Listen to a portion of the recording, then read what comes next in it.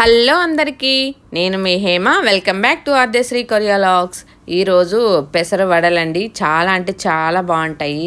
పెసరపప్పుతో గాను నేను మామూలుగా పెసలతోనే చేశాను, పొట్టు తీయకుండా. అలానే చాలా అంటే చాలా బాగుంది. పైన క్రిస్పీగా, లోపల సాఫ్ట్గా చాలా బాగున్నాయి.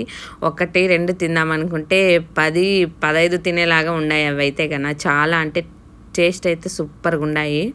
ఇంకా నేను ముందుగా పెసర్లు అయితే నైటే నానబెట్టేసాను చేద్దామనేసి. ఇంకా అర్లీ మార్నింగ్ చూస్తే బాగా నానిపోయాయి. నేను మొలకలు వచ్చి చేస్తే బాగుంటాయేమో అనేసి ఒక 2 hours అయితే బాక్స్లో మూతేసి పెట్టేశాను.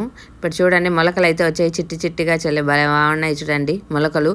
ఇలానే ఇవి బాగా బ్రేక్ఫాస్ట్లో తింటే కన్నా హెల్త్కి అయితే చాలా అంటే చాలా మంచిది. నేను ఒక పక్క వీడియో తీసుకుంటే చూపిస్తూ ఉంటే మా పాప ఎత్తుకొని తింటూ ఉంది ఇవి అయితే కన్నా. ఇంకా కొన్ని తీసుకొని మిక్సీ జార్లో వేసేసి, అంటే నున్నగా మెత్తగా కాకుండా కొంచెం బరకగా మిక్సీ పట్టించుకోవాలి. నున్నగా వేస్తే అంత టేస్ట్ ఉండవు. బరకగా ఉంటేనే కొంచెం టేస్ట్ అయితే బాగుంటాయి, క్రిస్పీగా వస్తాయి. ఇంకా నేను కొన్ని వేసి అట్లనే మిక్సీ జార్లో వేసి పట్టించుకొని ఇంకా ఒక బౌల్లో అయితే వేసుకున్నాను. అంతా అలానే చేశాను. మనం రెగ్యులర్గా చేసుకునే వడల కంటే ఈ పెసర వడలు అయితే చాలా అంటే చాలా బాగుంటాయి టేస్ట్ అయితే కనుక.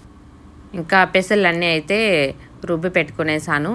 ఇంకా పచ్చిమిర్చి, ఆనియన్స్, అల్లము, వెల్లుల్లి, చెక్క, లవంగాలు, యాలకులు, జీలకర్ర వేసేసి ఇవన్నీ కూడా బాగా, ఆనియన్స్ తప్ప మిగతా అన్నీ వేసేసి మిక్సీ పట్టించుకున్నాను. ఆనియన్స్ అయితే నేను మిక్సీ వేయడం లేదు, అలానే సన్నగా కట్ చేసేసాను కాబట్టి లాస్ట్లో వేస్తున్నాను. ఇదంతా బాగా పేస్ట్ లాగా పట్టించుకొని అందులో వేసేసి బాగా కలిపేస్తున్నాను.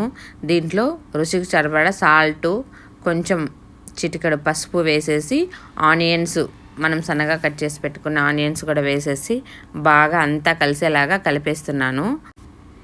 ఈ బ్యాళ్ళు మిక్సీకి వేసేటప్పుడు వాటర్ అయితే అస్సలు ఒక డ్రాప్ కూడా వేయకూడదు. అసలు వాటరే వేయకుండా చేస్తేనే బాగుంటుంది, లేదంటే మనం బోండాలాగా వచ్చేస్తాయి అంతే. ఇంకా ఇది రోట్లో రుబ్బి చేస్తే మాత్రం టేస్ట్ ఇంకా వేరే లెవెల్లో ఉంటుంది. చాలా అంటే చాలా బాగుంటుంది. ఇంకంతా బాగా కలిపేసి పక్కన పెట్టేసి ఇంకా పెనంలో నూనె వేసి అది బాగా హీట్ అయిన తర్వాత ఇలా నేను ఒక బౌల్ కింద బౌలిచ్చేసి దానిపైన కవర్ వేసి ఇట్లా చేస్తున్నాను. మేమైతే హోల్ పెడతామండి ప్రతి వడకి. మా సైడ్ అయితే మేము హోల్స్ పెడతాము. నాకు అలానే అలవాటు అయిపోయింది కాబట్టి నేను హోల్స్ పెడతాను. ఇలా కవర్ పైన కాకుండా అలానే చేత్తో కూడా వేసి వేయచ్చు. ఇంకా హోల్స్ పెడుతున్నాం కాబట్టి నేను కవర్ పైన అయితేనే నాకు కంఫర్ట్గా ఉంటుందని నేను కవర్ పైన వేస్తున్నాను. ఇంకా మామూలుగా మనం టీ వడగట్టుకునే దానిపైన కూడా వేస్తారు, అలా కూడా వేయచ్చు. మనకి ఎలా ఇష్టం అయితే అలానే వేసుకోవచ్చు. నాకు ఇలానే కంఫర్ట్గా ఉంటుంది కాబట్టి నేను ఎప్పుడు ఇలానే వేస్తాను కవర్ పైన. ఇంకా అన్నీ వేసేసిన తర్వాత బాగా కాలాలి క్రిస్పీగా. పైన క్రిస్పీగా ఉంటుంది, లోపలైతే సాఫ్ట్గా ఉంటుంది. టేస్ట్ సూపర్గా ఉంటుంది.